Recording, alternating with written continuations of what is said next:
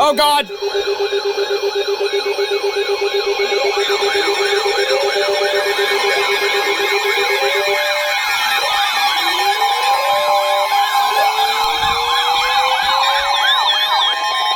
Weather bulletin.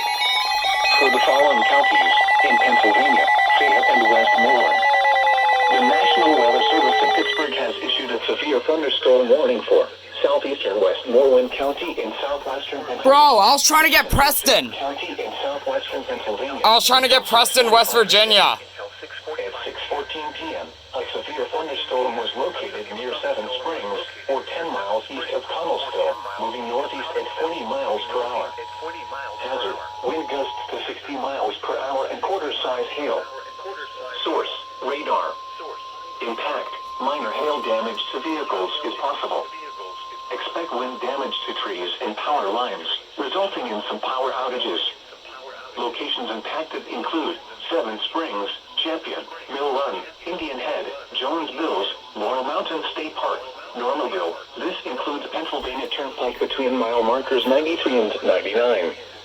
Move to an interior room on the lowest floor of a building.